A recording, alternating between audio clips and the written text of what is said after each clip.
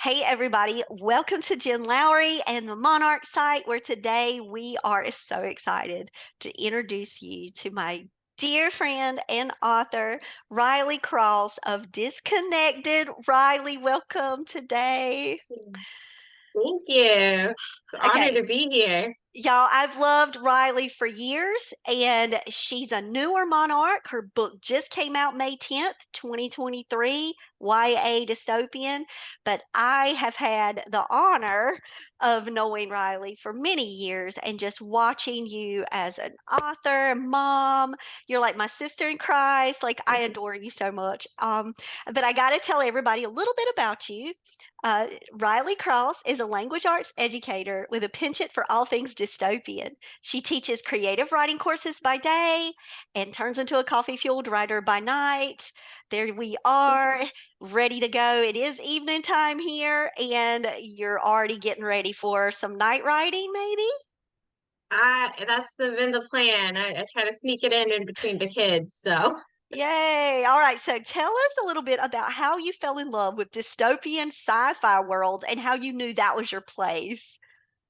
well, I mean, I've always sort of like dabbled in different genres, and historical fiction was kind of a big hit for a while. And then I don't know, I really think it was teaching.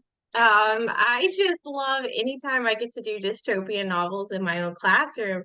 And then I started trying my hand at it, and then the sci-fi just seemed like the perfect like mashup. Anything I write seems to have like a little bit of a futuristic steampunk mechanical component somehow.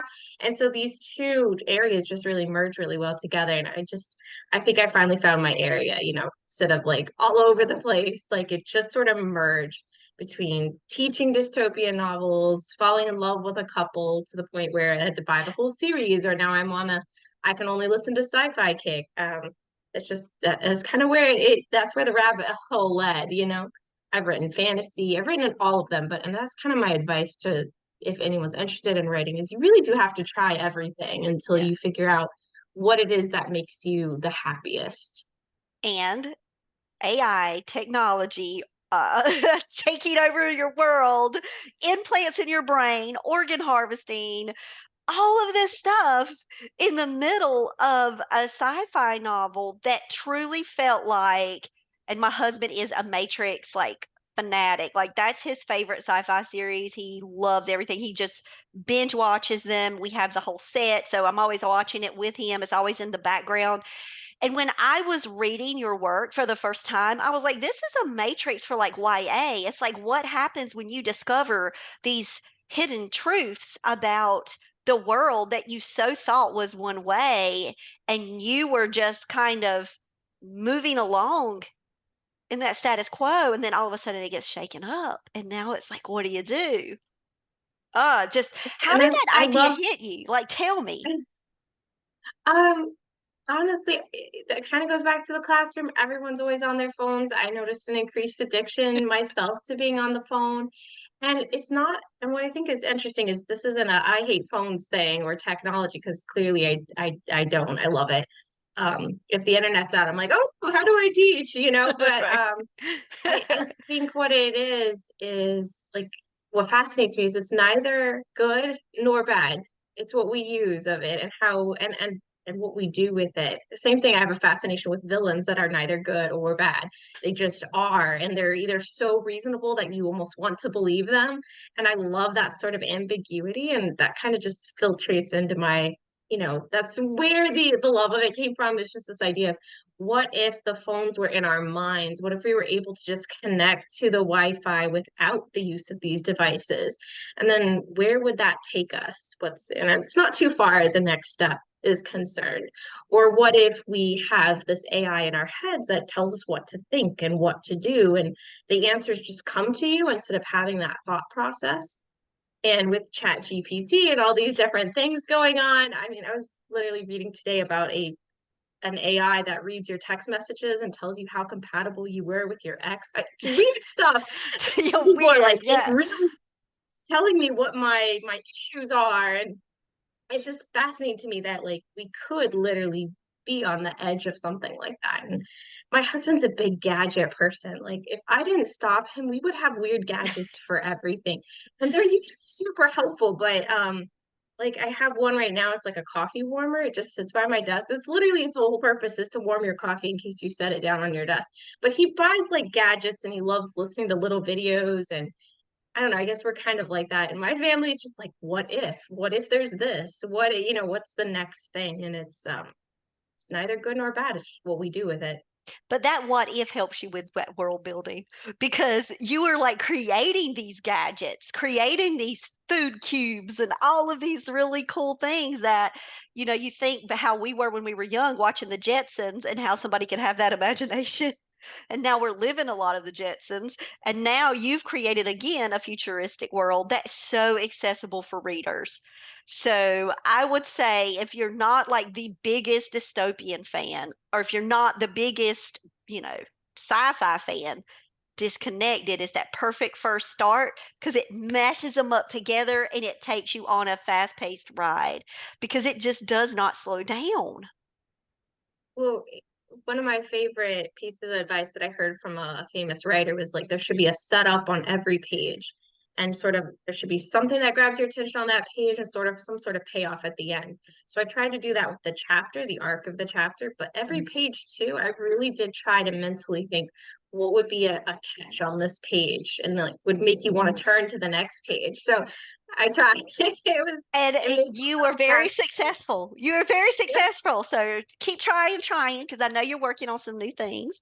So the secrets of Monarch, we have some secrets. We don't have to divulge them all now, but I know that you are currently working on other projects too, and just always out there finding ways to connect with book clubs and book signings. Tell about how all this has been for you. You just had a camp, a writing camp. Like, I know that that teacher background helps you a lot when you're standing up there in front of and pitching and doing. But what are some tips maybe you could give people as they're out trying to organize their life around this author world?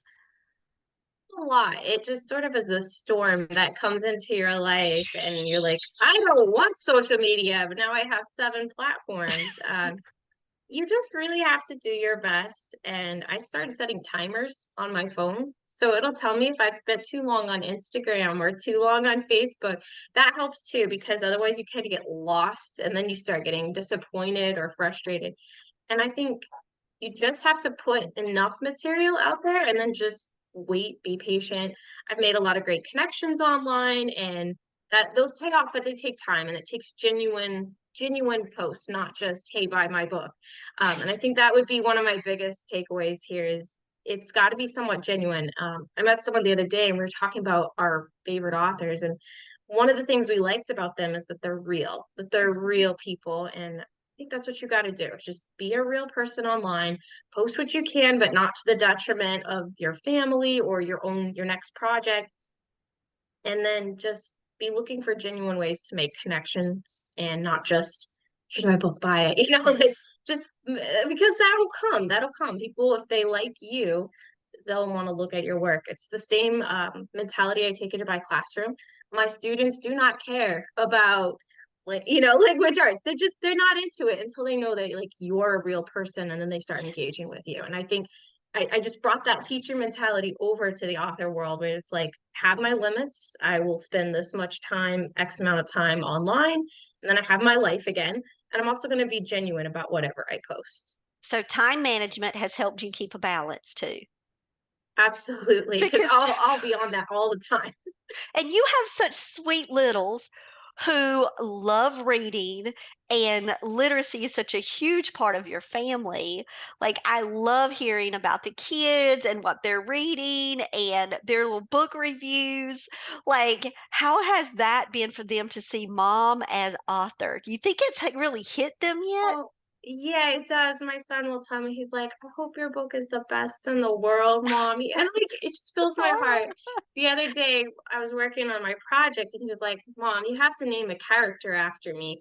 And then both Go of even. them proceeded to tell me how I should name a character after both of them and what their characters would be like. So it's actually I have to text you about that to the side, but it was so much fun to like engage them in that imagination, but for it to be authentic, you know. Um, and it's fun. They love it. They know mommy's a writer. Ethan will talk about my books all the time, and they know that mommy mentioned them in the front of the book, and it's Oh, beautiful. oh, I love it so much. And they're such creative little beings. As you know, and Ethan's a beta reader. Like let's go to Ethan. He's our like target audience. Let's have Yeah, him I'll be read like, some "Hey, Monarch do you want stuff. to Like review a read stuff. book? This is how Read. you do it." And I think getting your kids engaged with what you do, that's powerful, you know? Oh yeah. Oh yeah. Because it is something that becomes like such a huge part of self. And there's also that feeling of accomplishment and like I'm doing this work, something that I've dreamed about. How long has it been for you? Like with Disconnected, like when you started writing Disconnected until May 10th, Lord help us doing math right now on the spot without any more coffee. I don't have coffee around. But like, how long was that process for you, maybe from beginning to end? Maybe an estimate of, I have a guesstimate. yes, let's go. Seriously writing roughly 2 to 3 years, but the idea has been tumbling around for about eight. So it's been like 8 years. I'll like start a chapter, write a little piece, stop, start a chapter, right? But I didn't get serious about it. And once I started getting serious, it went a lot faster. Um, but part of that, I mean, I had my kids in there, and it was just like sometimes the best ideas sort of tumble out slowly. So I let them stay in there, just tumble around, and eventually they pick up speed. So, you know, and now part of that time was used not just focusing solely on the book, but also doing shorter pieces, you know, Mhm. trying your hand at different styles, and I think all of that built up to the novel. Now, hopefully it won't take me as long next time. So I don't know if we're speeding up the process, a little bit of planning, but I'm definitely a pantser. I write as the moment hits me, and then it pauses me for a bit, and then I got to figure out the solution. One of my favorite things to do is write myself into a corner and have absolutely no way out, and then have to figure out a way out. Um, Ah, I love doing that to myself, and that's been something I've done for forever. so It's like, no how do I put them panic? in that? No Huh? panic feeling when you get yourself in that corner? Because usually that's like the, "Ah, I'm lost," but you Kind would of take love it as it. the I ah. don't know. I love it. I don't want to plan everything out because then I might miss opportunities for, you know, I try planning things out and then I change it anyway. So I'm not sure I save myself time. I'll have a couple highlighted points that I might try to get to, and if they change, they change. I want to give myself that sort of freedom to do what I want with the piece. And so then Disconnected came to us. So we are so blessed to have you as part of our collection, as part of our author world with us. And then you had developmental rounds and line edits and Haley, let's give her a special shout She's out. I mean, amazing. I mean, how was all of that editing, like that balance? You knew you had edits, you knew we had, the release set up, but you like knocked it out. You were like, Thanks. Uh, the edits make it's funny, like you get to the point with your book where you don't want to look at it. Even now, like I love the cover, but I'm afraid to start reading through it. It's just like I've seen every word. Um, and you get to the point where you edit and you edit, but that's when you know that you're getting really close and it's not just a dream. I tell my students in my creative writing sometimes, I'm like, it's so easy to stay in dreamland. It's safe, it's comforting, but at some point you got to get and do the work. Like there's the work component to this dream, and the editing is part of that work, and and oh, you but worked it's so exciting hard. when it comes together. You worked so hard. And then I'll never forget in your ARC stage, and it was like sending me a text, let's fix this line. Or how about this word? Like we were like It drove you always nuts. no, it was driving you nuts, but not me, because I was loving it because I understood that the more you just kind of looked at things, you were just like you wanted that best Hmm. place for your readers to be, and so I would just pull up the site and start fixing in and fixing in. Just absolutely love that process with you because I could feel your energy and I could see just so how much you put like the passion towards it and the dedication towards it. Even when we hit that arc stage, it was so I'm sure how many times have you read Disconnected now? It was so many times. I was like, I told my husband, I'm like, I don't know how many times I can keep reading this same book over and over, but process is worth it. I mean, you have to really think about every word and what it means or what it could mean or the value of it. It's the first time writing it is just such a rush of everything, and then you got to go back through, and I think that's where you get the gold, but it's at the Yes. end. Yes. And talk about book club because we started Monarch Book Club. Man, you have like ran it pretty much for like 2 months. And then Georgie the other day, one of our book club members, she was even saying like she loved how you started off your chapters. And we in book club, you really took some great ownership for that from Monarch to kind of set that stage for interaction and questions and teasers. How was that with Discord Book Club? I loved using Discord. I'm actually looking forward to when I can well, I'm participating this month now, reading a book, so it's kind of nice instead of leading it. But I love genuine things and like let's post like here's a little bit of something to think about, but also let's have some fun with it. Oh, yeah. I definitely didn't want it to make it feel like school and these are assignments. So, but like that's the beauty of book club is we should be able to discuss ideas, but also have a little bit of fun or put ourselves into the book. And go And that find an was my goal with avatar. the last Yep. round. Like, Put go find an yourself into the book. avatar, go get Yeah. images, do this. It was so much fun. Like, I just enjoyed seeing what everybody was posting. Oh, And yeah, the AI generated art, which I know is like controversial. It's like, well, is this really you, or can we be addicted to another version of ourselves that's not who we truly are? And it's neat to integrate, real life things, but also pull the reader into the story. yep. So thank you for all that work you did with the Yeah, Monarch Book Club and yeah. future book club as a participant. And if you ever want to pop back in, I think we talked about maybe October for you. So, Possibly, yes. yep. If So if we can generate a list of new readers, I'll run another round of it in October. So love it. Love it. So, guys, if you missed book club, you can still join. We're doing the Impossible Girl the month of August. We'll find out with September. It was like Riley was like throwing out the fishing line, reeling in monarchs, going, which monarch's going to take over? It's so much fun, guys. You can do it. is So, thanks for your leadership role in that, too. I appreciate you. And speaking of helping monarchs, man, you are the share queen. You're reading books behind the scenes. You're cheering on all of our authors. How does that feel like to be in a community of like such sweet people? Oh my gosh, our monarchs are the best. well, there's this kind of big myth that writing happens alone. And while there is a part of that is a lone component, you really do have to have a community. And I think that's not something I gained perspective on until like later in my writing career. It's just like you need a community. You've got to connect with people. You've got to be around other creatives. You got to support them and they support you. But it's got to be a genuine thing too, not just a hey, I'm checking on you because you haven't shared my post lately. It's got to be genuine. Like that's part of like what the book is about. The main character really struggles to make connections. She has sort of an antisocial like tendency, like this is my group and no one else, but like she's got to expand that. And same thing with writers. We tend to isolate when we should be opening up to other people and cheering them on. There's that's the beauty of writing is just cheering other people on because I love this phrase. It says clap until it's your turn, like I and love that's it. it's a hard thing to do, but it's the best thing to do because it's where you get perspective. And this is where I want to talk now about how you and I met. And it was through online Yeah. community.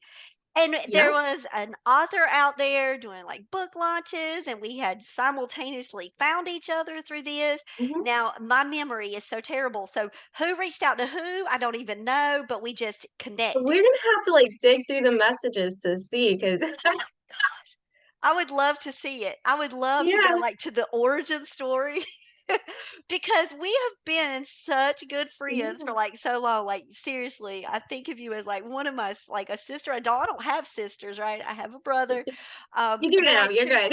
I truly think of you as like one of my sisters. Like you are with me through everything. And here we are now as a part of Monarch, but we were a part of another group at the very beginning. Mhm. And then your writing group, which you are, I call you that queen of a writing writing group online. And so, talk about having writing groups online and how that truly is a powerful mediator between blank page and success, because I do believe it's Oh yeah. there. So I think with media, we have this temptation to sort of like join a gazillion groups or, but it's all for self. And if you really spend time investing in a community and it's about like genuinely getting to know other people, I think it changes the dynamics. When I first started my writing group, I was like, I don't know where this is gonna go. Let's just try it. If it's 20K members, cool, whatever, that's awesome. But it's not about the numbers, which our group is actually relatively small, but it's been about creating that community. And again, that's part of the whole like writing isn't isolated. Writing happens with the community, and everyone's like, well, where do I find my community? Start small, one or two people, expand, and then it really does grow into something special because where you find your beta readers. That's where you find the people who make you better and they call out the weaknesses in your writing out of love, not because they're trying to tear you down, because if that's the case, leave. That's toxic. But and then that's the same. You do the same for others. It's sort of a pay it forward system. I'll read for people like, how can I pay you back? You don't. I that just because. Here you go. I read it for you. And that's you build community that way. I think it's Man. it's important to your success because otherwise you just feel lost in a daydream where there's other people who hold you accountable or question you like, hey, how are you doing on that project? I was curious. Or it gives you that excitement. If someone's reading my stuff, I need to give them the next chapter. And that kind of lights a little fire. But you have to have that. I think it's pretty vital for writers. Even if it's an in-person club or you can find a club through your local library, you really got to build a little community. It's a beautiful thing. Well, I think it's a Since then, beautiful thing. I think it's a yeah, beautiful thing. I found a local online group, or not online, in-person group too. So sometimes we meet and we're Yes. supposed to discuss writing, but sometimes we just grab coffee and hang out. But it's nice to know that there's creative people and they talk a little bit about their projects, but it's just a nice feeling to have that it's just not just you in the Word document. It expands to other people. And I cannot tell you how thankful I am for you for reaching back out to me when we first were connecting and saying you were starting this writing group. Would I like to come along the ride with you and be kind of like one of those silent admins? Because really that's kind of my role. But I have met the best of friends in Yeah. our writing group, and I absolutely love and adore for life. And I may not have ever met them in person, and you and I Oh, have never same. met in person, but it just feels like our people, right? We have found our Mhm. people, and that's why I just wanted to give you just some special praise there for starting something online that's a safe place for writers to grow, develop, can make connections, to really find true people that are just There's dedicated to the craft.